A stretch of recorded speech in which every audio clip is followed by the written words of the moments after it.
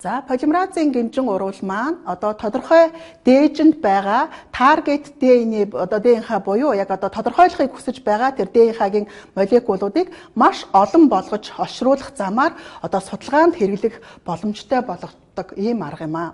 За тэгэхээр полимеразын гинжин уруулд бол тодорхой температур зайлшгүй одоо ингээд өөрчлөгдөх шаардлагатай байсан тийм ээ. Тэгэхээр энэ температурыг бий болгодог тусгай ийм одоо төхөөрөмж буюу машиныг бол полимеразын гинжин уруулд ашигладаг байгаа.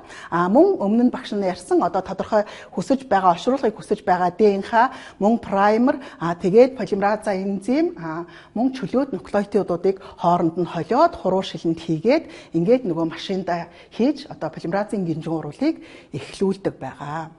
За ингээ полимеразын гинжин уруул маань эхлэхэд яах вэ гэхээр одоо бидний одоо сонирхож байгаа одоо ДНХ-гийн молекул дээрх яг тэр таргет ДНХ буюу яг хүсэж байгаа тэр хэсгийн маань одоо олшруулах үйл явц эхэлнэ. За ингээд хамгийн эхлээд 95 градуст бол яах вэ гэхээр ДНХ-гийн хос гинж маань денатурацд ордгоо гэсэн. Ингээд дан гинж болон сална.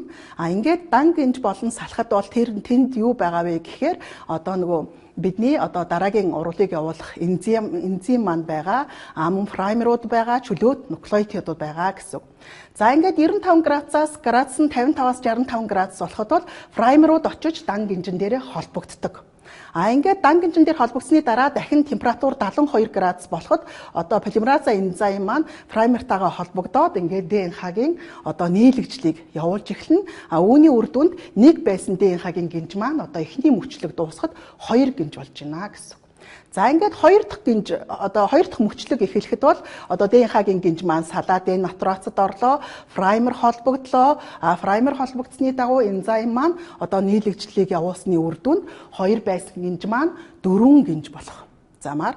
За ингээд 3 дахь одоо мөчлөг эхлэхэд одоо 4 байсан гинж маань денатурацд орно, тийм ээ, праймер холбогдно, полимераза энзим суугаад одоо нийлэгжлийг явуулах замаар одоо 3 одоо мөчлөгийн эцэст бидний сонирхож байгаа ДНХ-гийн молекул маань хэдэн ширхэг болсон байх вэ гэхээр нийтдээ 3 мөчлөгийн эцэст 6 ширхэг болсон байна гэсэн. Ингээд 4 мөчлөгийн эцэст 8 гих мэтчлэн одоо ерөнхийдөө одоо машин дотор маань энэ мөчлөх дуруулууд явагдсаар байна.